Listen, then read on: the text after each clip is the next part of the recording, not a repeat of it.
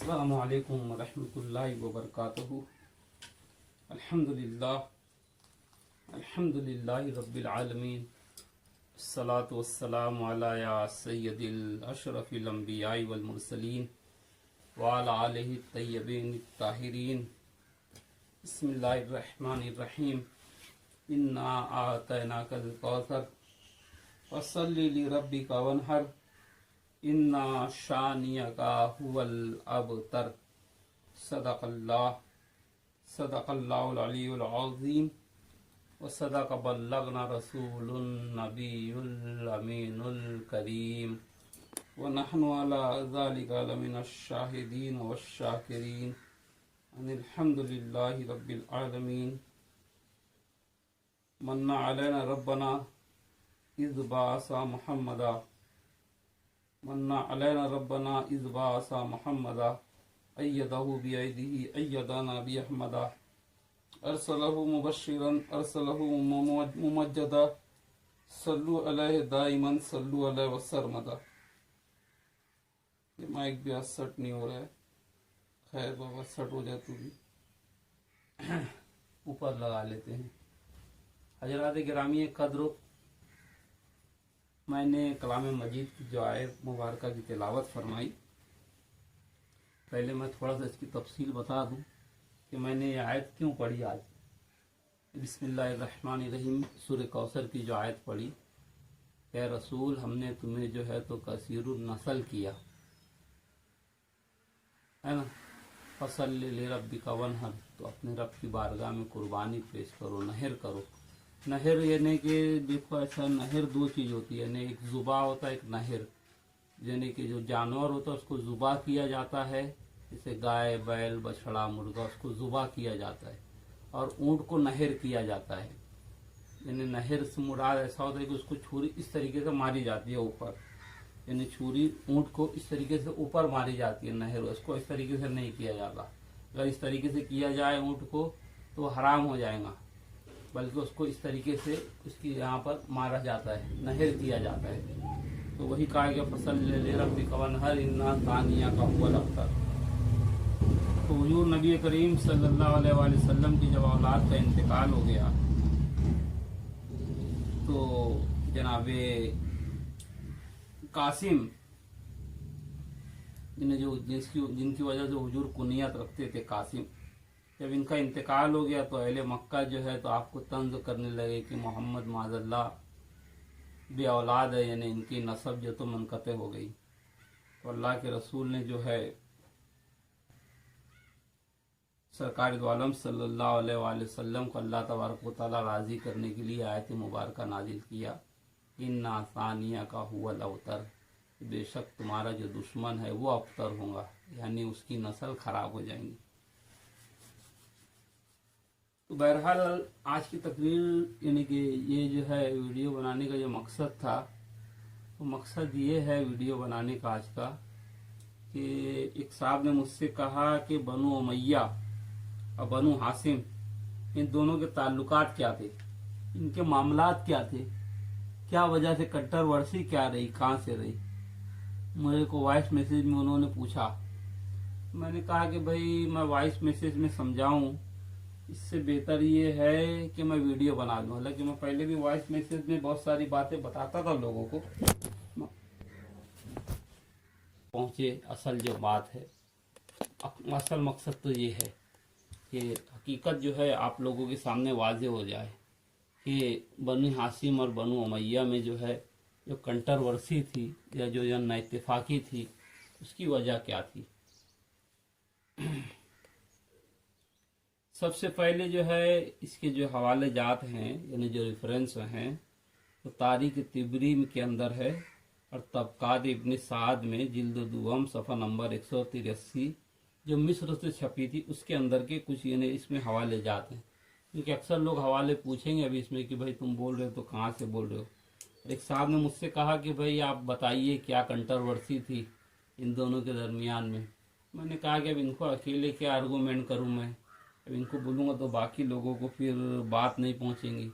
और social media हिफ्ज़ुल्लाह ताला के नज़र व करम से लोगों के सामने चेहरा भी वाज़ेह हो जाता है, चेहरा लोग देखते हैं तो बयान जरा सुनते हैं ने। वो ज़माना गया कैसेट वाला, पत्ती वाला।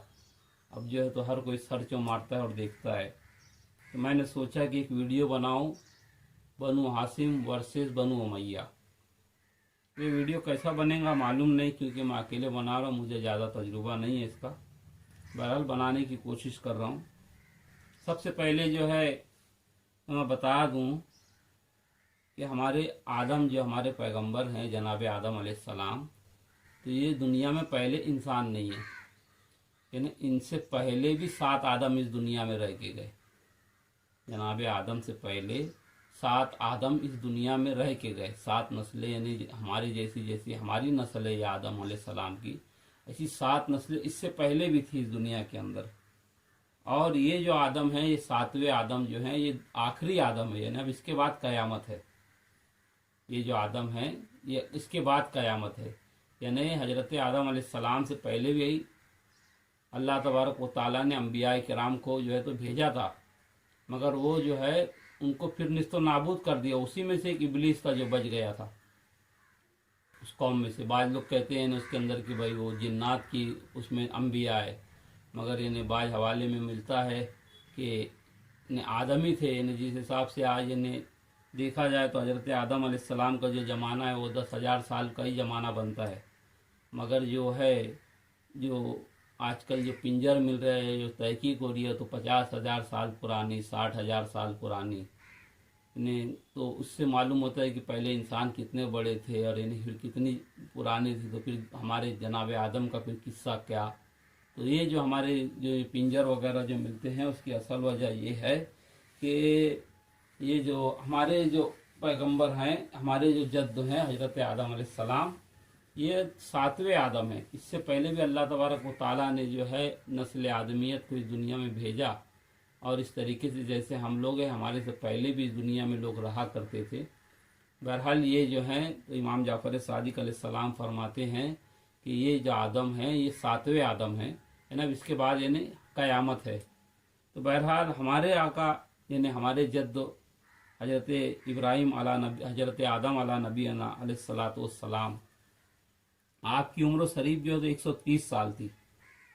और गालिबन जो है जो आदम हैं उनको ही जो है तो अहले हुनूस शिव जी कहते हैं, शंकर कहते हैं, मगर अकायद में खलत मलत है।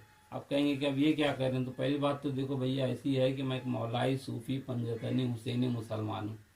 मैं जो हूँ तो कोई मसलकन मसरब वाला नहीं हूँ, मैं सूफ़ी इंसान हूँ। और सूफ़ी हो ला मज़हब हो, सूफ़ी का कोई मज़हब नहीं होता। तो मैं जो है तो कोई बातें आपको साए सित्ता से या उससे नहीं कहूँगा, मैं तारीख के रेफरेंस से बात करूँगा। और मेरी वीडियो को वही लोग देखिए जो पंजतनी हो, मौलाई या हुसैनी हो। बाकी अगर कोई फ़िरका बंदी वाला हो, यानी कि फ़िरका परस्ती वाला हो, या किसी 100 साल पहले के मुल्ला मौलवी को मानने वाला हो, तो मेरी वीडियो को देखे ही ना भैया। तेरे बस का नहीं है और काहे को जबरी टाइम पास कर रहा है। तेरा टाइम भी पास होगा और वो मोबाइल में, क्योंकि मैं यूट्यूब पे अपलोड करूँगा, तेरी डेटा भी ख़राब होगा। तो मेरी वीडियो को सिर्फ मौलाई लोग देखें। मौलाई से मुराद वो जो रसूल अल्लाह के बाद जो है सहाबा किराम की भी इज्जत करते हैं, अदब इकराम करते हैं, और 12 इमाम 14 मासूमीन पर भी जिनका ईमान है ना।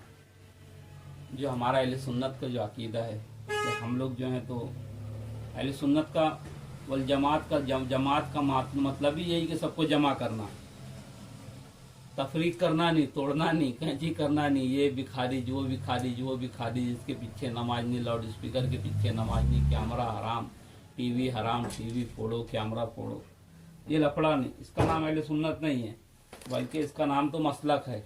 और कौन सा मसलक है वो आपको मालूम है, 5वां मसलक, मुझे बोलने की ज़रूरत नहीं है। तो बहरहाल जो है तो हमारे जो आदम अलैहिस्सलाम थे, हमारे जद्द, इनको ही यानी कि अहले हुनूद जो हैं तो शिव या शंकर कहते हैं। मगर हुआ ये कि पैगंबर पहले जनाब आदम अलैहिस्सलाम इस दुनिया में तशरीफ़ लाए और सरजमीन हिंद में श्रीलंका पर लाए। उस वक्त जो है श्रीलंका और जो बहरे अरब जो है, यानी जो गल्फ़ कंट्री है, यानी मक्का, मदीना शरीफ, हिजाज मुक़द्दस और श्रीलंका, ये सब सारी ज़मीनें इस तरीके से एक थी, इन्हें मिली हुई थी सारी ज़मीनें। मगर उसके बाद जब तूफान नूह आया, जिसको अहले हुनूद जो हैं तो कलयुग कहते हैं, यानी कि मनुस्मृत जो है वो हजरत नूह अलैहिस्सलाम को ही जो है तो अहले हुनूद कहते हैं। इनके यहाँ भी पैगंबर आए। ये बातें यानी असिस्टेड नहीं है, रेफरेंस नहीं है, यानी कि हम तहकीक से नहीं, कुरान और हदीस से नहीं कह सकते, मगर यानी कि जहाँ तक गुमान गालिब है और यानी कि जो बातें हैं बोलने वाली वो यही है कि मनुस्मृत जो थे तो वो जो है हजरत नूह अलैहिस्सलाम थे। तो पैगंबर नूह अलैहिस्सलाम जो हैं, इनके ज़माने में जो तूफ़ान नूह आया तो श्रीलंका जो है तो इंडिया से जुदा हो गया। और इसी तरीके से हिजाज मुक़द्दस यानी अरब जो है, जो अरब कंट्री है, वो भी हमारे हिंदुस्तान से, एशिया से जुदा होकर बीच में जो है बहरा अरब जो तो आ गया। ये वाला मसला हुआ, ये बात समझने वाली है। तो हजरत आदम अलैहिस्सलाम की पैदाइश यहीं हुई। अरे पैदाइश बोल रहा हूँ, आपकी यानी जब आसमान से जब आप ज़मीन पर उतारे गए तो श्रीलंका में उतारे गए। और हजरत आदम अलैहिस्सलाम की इंतकाल की दो रिवायतें हैं कि एक रिवायत यह है कि हजर अस्वद की यानी खाना काबा में आप दफन हुए। दूसरी रिवायत यह है कि हजरत मौला अली मुश्किल कुशा शेर खुदा के आस्ताने के अंदर जो है जनाब नूह अलैहिस्सलाम और हजरत आदम अलैहिस्सलाम और मौला अली अलैहिस्सलाम, इन तीनों बुजुर्गों की कब्रें जो हैं तो नजफ़ अशरफ में है। और एक रिवायत ये है कि जो हम लोग यानी कि कब्रों के आगे जो कुतबा लगाते हैं, तो ये जो पत्थर था हजर अस्वद, ये हजरत आदम अलैहिस्सलाम की अंगूठी का पत्थर था। तो जनाब आदम अलैहिस्सलाम इसको हजर अस्वद को जो है तो आसमान से यानी कि जब उतरे तो 7 मरले के आए थे।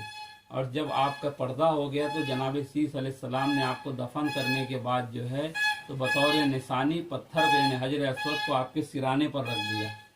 तो काबा का अंदर दरअसल यानी कि जो है तो कब्र आदम है। यानी बाद सूफिया किराम का बाद लोगों का ख्याल है कि काबे के अंदर यानी कब्र आदम है। और काबा शरीफ में सिर्फ जनाब आदम की कब्र नहीं है, बल्कि जो है तो वहाँ पे हजरत इस्माइल की भी कब्र है, हजरत हाजरा की भी कब्र है। और उस एरिए में यानी जितना जो हरम का जो एरिया कहा जाता है उसके अंदर 40,000 अम्बिया किराम दफन है। जहाँ तक जो हरम का हुदूद हरम जो है उसमें 40,000 अम्बिया किराम का मदफन है। ये 40,000 अम्बिया किराम वो थे कि जिनको खुशखबरी दी गई थी कि अगर मैं तुम्हारे ज़माने में मेरे आखिरी महबूब को अगर भेज दूंगा तो तुम पर लाजिम होगा कि तुम्हारी नबूवत ख़त्म हो जाएंगी और तुम उनकी नबूवत की तस्दीक करेंगे, उनकी रिसालत और नबूवत की। तो ये अम्बिया जो है तो खुद आके इस 40,000 अम्बिया पहले से ही आके यहाँ रहने लग गए थे। 40,000 शायद मेरे ख्याल से 70,000 अम्बिया हैं, ये पहले से ही आके यहाँ पर रहने लग गए थे, यानी कि मक्का में, कि शायद हमारी हयाती में ही सरकार दो आलम तशरीफ ले आए। तो ये मक्का शरीफ में रहे, तो जहाँ तक ये रहे तो फिर इनकी कब्रें भी वहीं पे आबाद हुई। तो जहाँ तक आबाद हुई उसको पूरा हरम कहा जाता है ना। जो कब्र परस्ती के खिलाफ उनको बड़ा ख़राब लगेगा ये जुमला कि ये क्या बवाल आया। हीर और हरम में जो फ़र्क है, तो हजरत आदम अलैहिस्सलाम जो हैं तो आप मैंने जो बात थी कि इनको ही यानी कि ये लोग शंकर क्यों कहते हैं, तो एक बात याद रखना कि दरियाए गंगा का जो पानी है जो जब उत्तराखंड से जो चलता है तो बड़ा मिनरल वाटर होता है वो, मगर वही पानी जब कानपुर में पहुंचता है या फिर बांग्लादेश की सरहद पे पहुंचता है तो बिल्कुल गटर के पानी के जैसा ख़राब हो जाता है वो पानी, उसमें इतनी गंदगी आ जाती है। खैर अभी हुकूमत थोड़ा बनारस वगैरह में सफाई गंगा का अभियान चला रही है, मगर यानी आज से कुछ दिन पहले जो है तो बहुत ख़राबी थी और नहीं समझ में आता।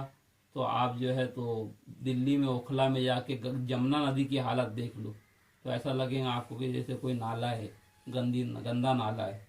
तो मगर जहाँ से जमुना निकली है वहाँ जाएंगे आप तो मिनरल वाटर रहेगा। इसी तरीके से जो मज़हब होता है तो मज़हब के अंदर कुछ ना कुछ आसमानी अंसुर शामिल होता है। इस वजह से जो है इंसान जब मज़हब के करीब जाता है तो उसको सुकून और राहत और इत्मीनान मिलता है ना।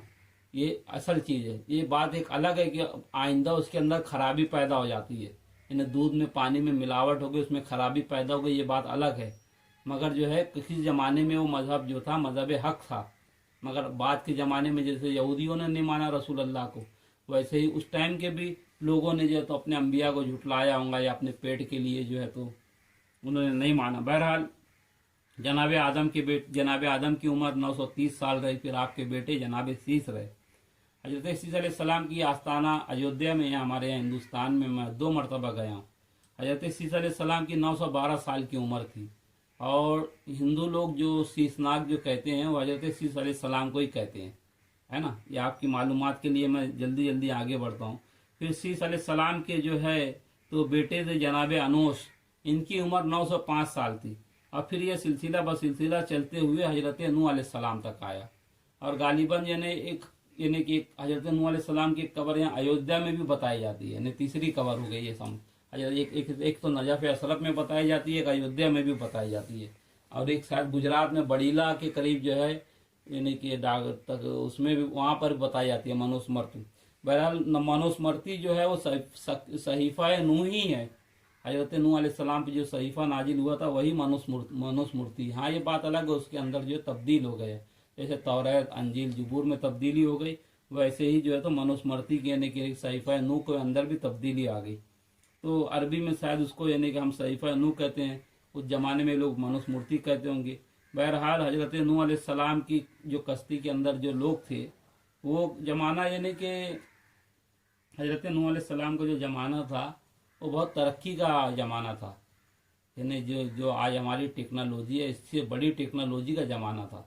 और अब जो सही असल रिसर्च जो हो रही है वो ये हो रही है कि जैसे हाथी है, घोड़ा है, जो बड़े बड़े जानवर है, इसको कैसे जनाब नूह ने कश्ती के अंदर सवार किया था।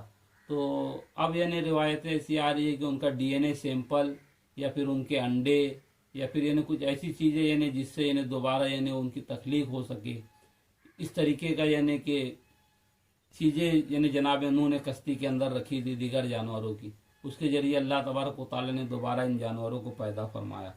तो जनाब नूह अलैहिस्सलाम के अलावा जो है उनका एक बेटा था, याम नाम था, जो कि तूफान नूह में ही जो है तो फौत हो गया था। उसके बाद जो है वही यानी वो तो उनका हालांकि असली शायद बेटा नहीं था ये हजरत नूह का याम जो था, बल्कि यानी ये दत्तक था, लिया हुआ था।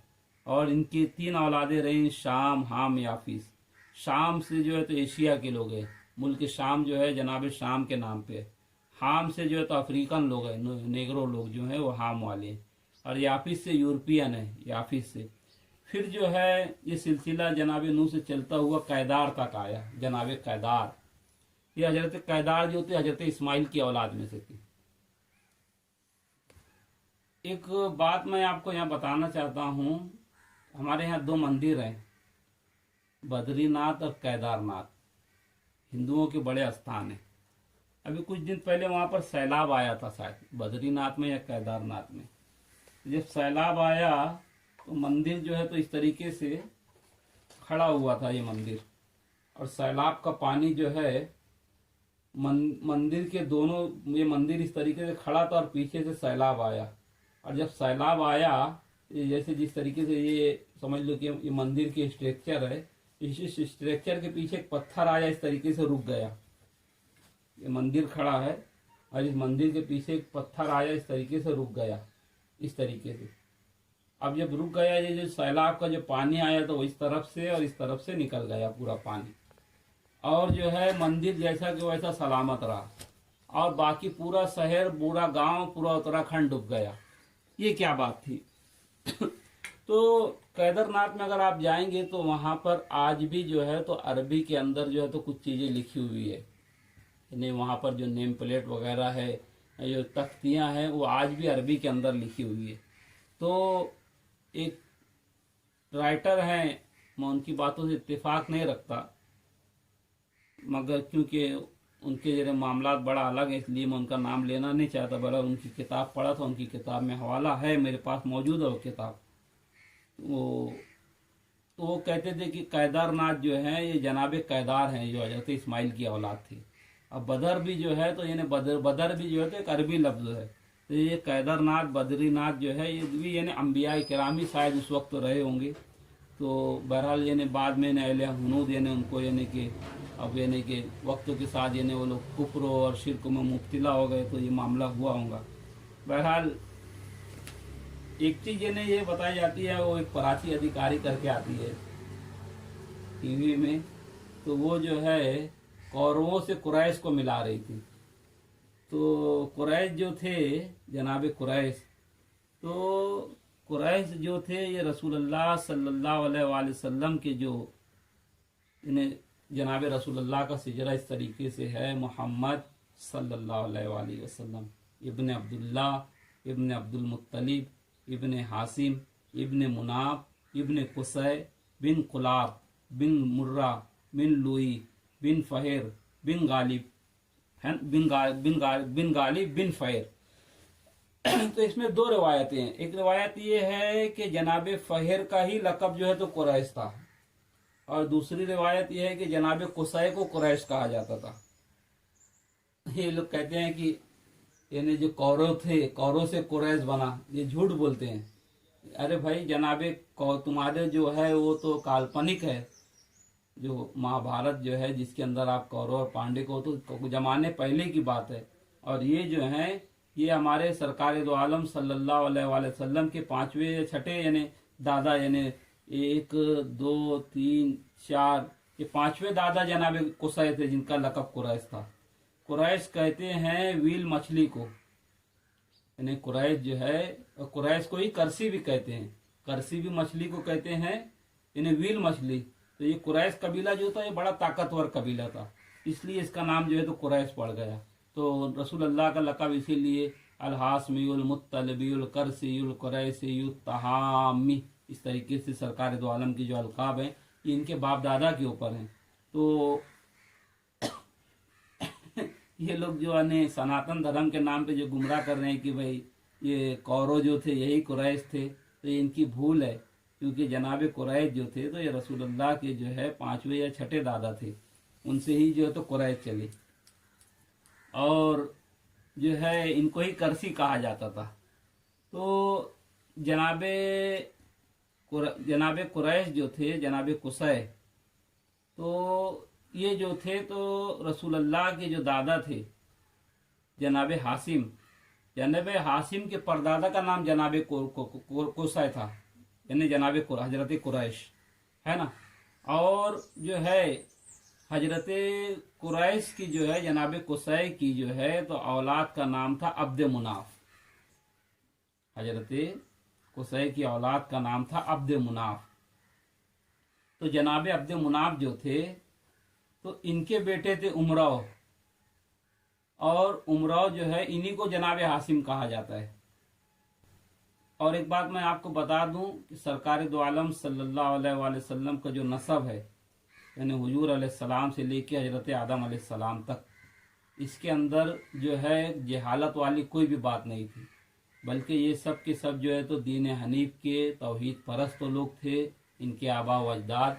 और जिस तरीके से निकाह होता है सुन्नत इब्राहिमी, या निकाह जिस तरीके से होता है, निकाह दर निकाह ये नहीं हुआ, इन हुजूर अलैहिस्सलाम का कौल है कि मेरा नूर पाक सुल्ब से पाक सुल्ब में मुंतकिल होता रहा। तो हुजूर के जितने आबा व अजदाद थे सब के सब मोमिन थे, कलमा गो थे, तौहीद परस्त थे, दीन इब्राहिमी को मानने वाले थे, या मवाहिद थे बहरहाल। तो ये जो कहा जाता है कि हजरत इब्राहिम अलैहिस्सलाम के जो वालिद हैं तो उनका नाम जो है तो जनाब तारौक है, और जो है आजर जो था वो हजरत इब्राहिम का चचा था। आजर जो था वो हजरत इब्राहिम का चचा था। जैसे याम जो था तो हजरत नूह का सगा बेटा नहीं था बल्कि उनकी बीवी ने लेकर आई थी। इसी तरीके से जो है आजर जो था तो ये जो है इनकी, ये हजरत इब्राहिम ने कस्टडी ली थी इनकी, हजरत इब्राहिम की कस्टडी में था। हजरत इब्राहिम जो थे जनाब आजर की कस्टडी में थे। हजरत इब्राहिम के वालिद का नाम था जनाब तारुक, है ना। तो यानी कि और वो जनाब तारुक जो थे मोमिन थे, है ना। आजर मोमिन नहीं था, आजर तो काफिर था। तो रसूलुल्लाह का जो नूर है पाक नूर से पाक नूर में सुल्ब हुआ। तो जनाब अब्द मुनाफ का जो है इनके बेटे थे हासिम, या फिर ऐसा भी यानी एक रिवायत में आया है कि जनाब अब्द मुनाफ के दो बेटे, यानी कि जनाब कुसै के दो बेटे हुए। एक जनाब अब्द मुनाफ के दो बेटे हुए, एक उमैया हुआ और एक हासिम हुआ। और एक रिवायत में आया है कि जो उमैया जो था तो जनाब अब्द मुनाफ का जो है तो गुलाम था। ये इटली का रहने वाला था, इटालियन था, गुलाम था, मगर जो है तो बड़ी मोहब्बत करता था, उन्हें बहुत यानी उससे रहता था, घर के जैसा हो गया तो उसको जो है तो अपनी औलाद के जैसा जनाब अब्द मुनाफ ने पाले और उसको अपनी प्रॉपर्टी में से कुछ हिस्सा तरका वगैरह भी दिए। तो बहरहाल यानी कि असिस्टेंट औलाद जो है जनाब अब्द मुनाफ की वो जनाब हासिम है। अब बाद के ज़माने में ये हुआ कि इन्हें जो किस्सा इन्हें अब यहाँ तक की गुफ्तगू तो तहमीदी गुफ्तगू थी। अब यहाँ से ही इन्हें इन्हें कि बनु उमैया और बनु हासिम क्या है, दो चीज़ें अलग अलग क्यों हुई, वो यहाँ से आपको थोड़ा बताना। मगर बताने से पहले अगर आपको मैं तारीखी हकीकत नहीं बताऊं तो आपको समझ में नहीं आएगा कि मैं कैसे बोल रहा हूँ, क्या बोल रहा हूँ। तो इसलिए जो है तो मैं रेफरेंस के साथ में और कुछ यानी तफसील से बताना चाहता हूँ कि अरब के अंदर जो है तो कहेत पड़ा। कहेत पड़ने के बाद मामला ये हुआ कि जो अरब के कबीले के जो लोग थे तो इनके पास खाना पानी दाना ख़त्म हुआ। तो ये लोग बड़े गैरतमंद होते थे, ये किसी से भीख मांग के नहीं लेते थे कुरैश के लोग। तो ये लोग क्या करते थे, जब इनके पास यानी खाना पानी दाना इतना रह जाए कि भाई अब कुछ दिन चलेंगे अब ख़त्म हो जाएगा, तो ये लोग जो है तो सहरा में जाते थे अपने पूरे कबीले के या अपने ख़ानदान के साथ में, और जो भी इनके पास बचा कुचा अनाज गेहूँ चावल जो रहता था वो लेके जाते थे और एक टेंट लगा देते थे और उस टेंट के अंदर रहते थे ये लोग। और उसको इस तरीके से लगाते थे कि जब इनके पास अनाज खाना पानी ख़त्म हो जाता था तो उस टेंट के बीच में एक रस्सी रहती थी, उस रस्सी को खींच लेते थे, उसकी वजह से वो पूरा टेंट गिर जाता था और सब लोग उसी के अंदर हलाक हो जाते थे। ये हजरत हासिम के ज़माने का वाक़या हुआ। इस तरीके से ने वो लोग, उनकी खुददारी इतनी थी, वो किसी से मांगते नहीं थे। और जो है अरब लोग तो खुद यानी कि अपने घोड़ों की 40-40 नस्ल याद रखते थे। अरबी जो थे, हमको हमारे बाप दादा की 7 पुश्त हम बोलते हैं, हमारी 7 पुश्तें हमारे बाप दादा की हमको नहीं मालूम रहती, मगर यानी अरब जो थे वो बाकी दुनिया को अजमी कहते थे, खुद को अरबी कहते थे। और अरबी कहने पर फख्र ये था उनको कि वो सिर्फ अपना नसबनामा नहीं रखते थे बल्कि अपनी 40-40 पुश्तें घोड़ों की बकरियों की जो है तो उनके पास उनके नामों की रहती थी। हमको हमारे दादा परदादा के नाम नहीं मालूम रहते, उनकी कब्र का पता नहीं रहता, मगर अल्हम्दुलिल्लाह फ़कीर ने कुछ मेहनत की और मैंने मेरे दादा के दादा का नाम और उनका वतन वगैरह का पता लगा लिया। हालांकि उसको मैंने डाला भी हूँ मैंने अपने यूट्यूब पे, आप यानी अगर उसको टैक्स का वो जो आता है उसमें देखेंगे तो आपको मिल जाएगा। तो खैर बहरहाल ये वाकया जो था जब होता था, यानी जो ये करते थे अरब के लोग, सुसाइड करते थे पूरा पूरा ख़ानदान, तो उस वक्त जो है तो काबे के मुतवल्ली जनाब उमराव थे यानी हजरत हासिम। तो इन्होंने देखा कि इस तरीके से ये मेरी कौम बर्बाद हो रही है, तो ये बर्बाद नहीं होना चाहिए ये कौम, बल्कि जो है कुछ तो रास्ता निकलना चाहिए इसका। तो जनाब हासिम ने उस वक्त शाम का सफ़र किया और शाम का सफ़र करने के बाद वहाँ से सूखी रोटियाँ लेकर आए आपने। शाम का सफ़र किया और मुल्क शाम और इराक़ का जो इलाका है वो सरसब्ज़ सादाब इलाका है, यानी यहाँ पर दरियाए नील और दरियाए फरात बहने की वजह से यहाँ पे सरसब्ज़ सादाबी रही इस इलाके में। मगर यानी मक्के के अंदर जो है आब जमज़म के अलावा पानी का कोई दूसरा सोर्स नहीं था, तो आप समझ सकते हैं खेती बाड़ी यानी वहाँ नहीं होती थी। मगर ये जो इलाका था ये हरा भरा सरसब्ज़ सादाब इलाका था। तो बोलने का मतलब ये है कि मुल्क शाम जो था ये बहुत कदीम शहर था, हजरत इब्राहिम वहाँ रहा करते थे, तो मुल्क शाम बहुत कदीम शहर था। तो जनाब हासिम जो है तो मुल्क शाम का सफ़र किया। मुल्क शाम का सफ़र करने के बाद आपने वहाँ से सूखी रोटियाँ यानी लेके आई, वहाँ से रोटी बना के सुखा के लाई, और सुखा के लाने के बाद जो है तो ऊँट को नहर किया, और नहर करने के बाद उसमें जो है तो ऊँट के खून या गोश्त के अंदर कुछ इस तरीके से रोटी का जैसे कुछ एक पकवान बनाया, खाना कुछ एक डिश बनाई और वो लोगों में तकसीम की। और आपके लोग आज भी शायद वो डिश बहुत पसंद करते हैं, सूखी रोटी के अंदर वो ऊँट का गोश्त मिला के खाने को, उसको बड़ा आज भी पसंद किया जाता है। तो उस वक्त यानी कि लोगों की फाका कशी का ये आलम था कि लोग फाके से मरे जा रहे थे, और उस वक्त जनाब हासिम जो है तो ये तकसीम कर रहे थे वहाँ से ला के।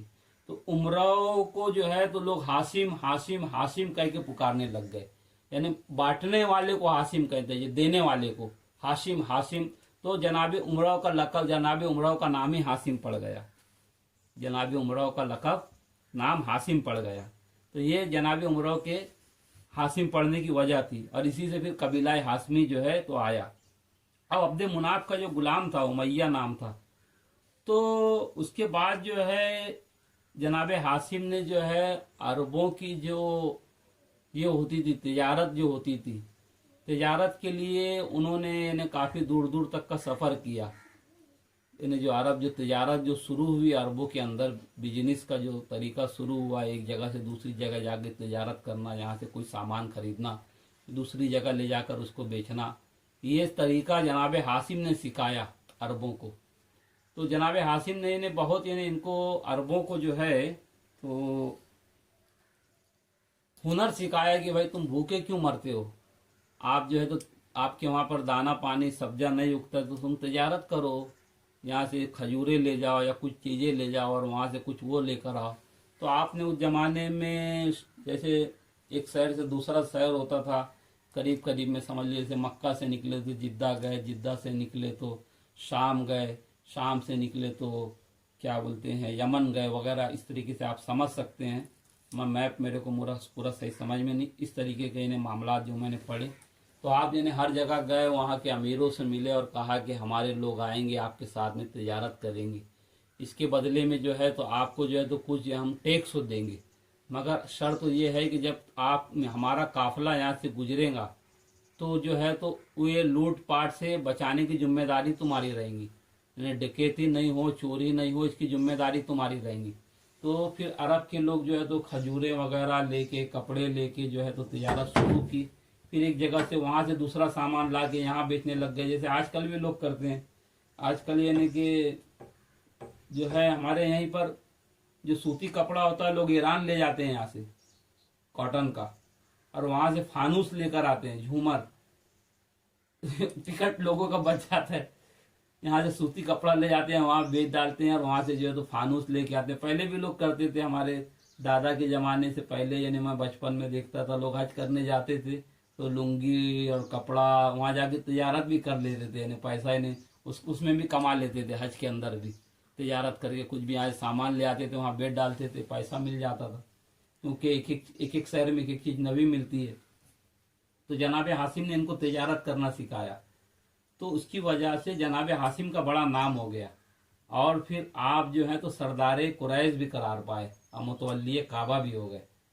ये बात जो है उमैया को नागवार गुजरी। अब उमैया अब्दुल मुनाफ का बेटा था या गुलाम था, ये 2 नंबर की बात है। तारीख में तो दोनों चीज़ें हमने पढ़ी देखी, लोगों से उलमा से सुनी। एक रिवायत तो यह है कि उमैया जो था तो अब्दुल मुनाफ का गुलाम था।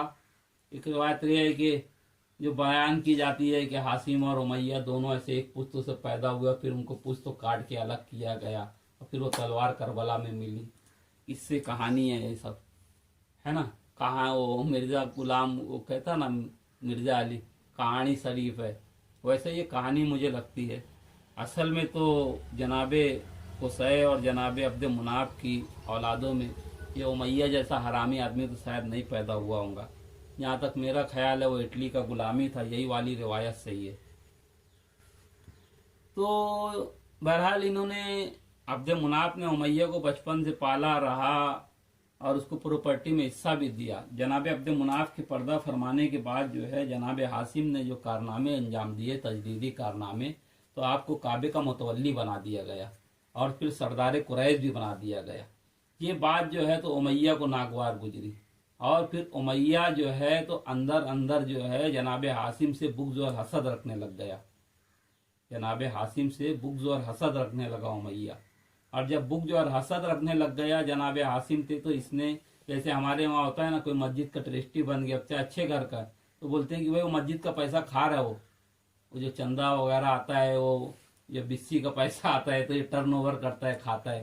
तो इस तरीके से कुछ इल्ज़ाम लगाया इसने जनाब हाशिम के ऊपर, उमैया ने।